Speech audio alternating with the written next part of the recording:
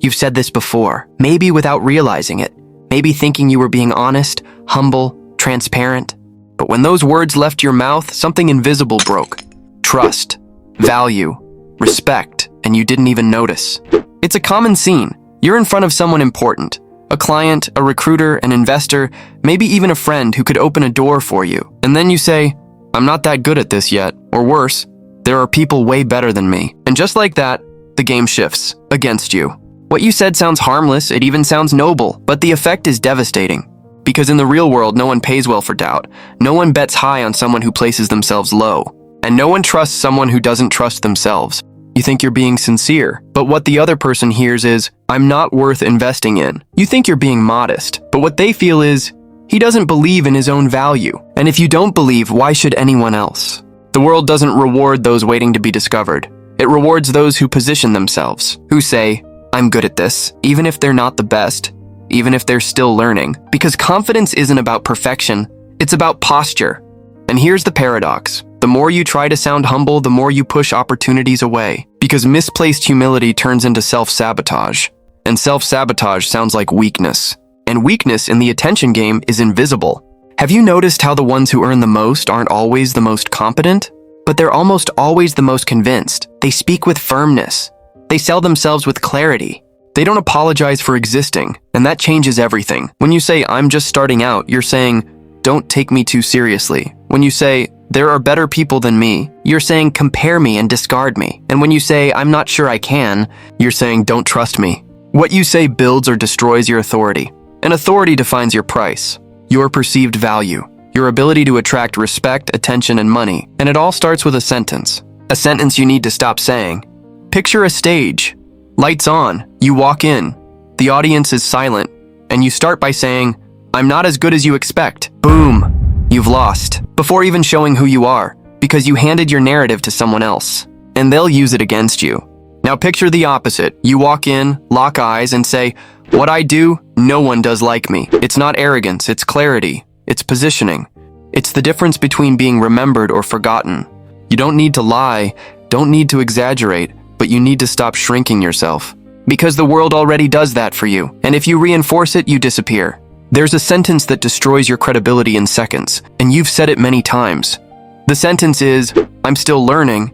It sounds honest, but it comes across as, "I'm not ready," and those who aren't ready don't get trust or money. You might be learning, we all are, but say it differently. Say, "I'm constantly evolving." Say, "I have experience and keep improving." Say, "I've delivered results and I'm going further." Because what matters isn't what you know, it's how you position yourself. The world doesn't pay for potential, it pays for perception, and perception is born from language, from how you present yourself, from the confidence you transmit, even if inside you're trembling. Have you ever seen someone insecure lead a room? Ever seen someone hesitant close a big deal? Ever seen someone who starts with, "I'm not that good," be treated as an authority? No, because authority isn't requested, it's assumed. And here's the point, you don't need to be the best, but you need to seem ready. You need to seem trustworthy. You need to seem valuable. And that starts with what you say, with the phrases you choose, with the narrative you build. Every time you say, "I'm not sure I can," you're training the world to doubt you. Every time you say, "There are better people," you're teaching the world to ignore you. Every time you say, "I'm still learning," you're asking to be underestimated. And the world obeys. Because the world doesn't have time to investigate your true value. It reacts to what you show, to what you say, to what you transmit. And if you transmit doubt, you receive silence. You need to change that. You need to reprogram your language. You need to stop asking for permission to be valued, because no one will give it to you. You need to take it with posture, with clarity, with phrases that build, not sabotage. You've been taught to wait, to be chosen, to be validated, but that's a trap. Because while you wait, someone else is speaking with conviction. Someone else is claiming the space. Someone else is getting paid. And here's the truth. The market doesn't reward talent in silence. It rewards visibility with confidence. You can be brilliant, but if you speak like you're unsure, you'll be treated like you're replaceable. Every sentence you say is a signal, a message, a declaration, and people are listening. Not just to your words, but to your tone, your energy, your posture. They're asking, "Can I trust this person?" And your language answers before you do. You don't need to scream. You don't need to brag, but you do need to own your space, to speak with clarity, to present yourself as someone who knows their worth. Because if you don't, someone else will define it for you. Think about the last time someone impressed you. Was it just their skill, or was it the way they spoke about it? The way they made you feel? That's the power of positioning. It's not just what you do, it's how you frame it. And framing starts with language, with the words you choose, with the phrases you avoid, with the way you talk about yourself when no one's watching, because that internal dialogue leaks into your external presence. If you keep saying, "I'm not ready," you'll never be.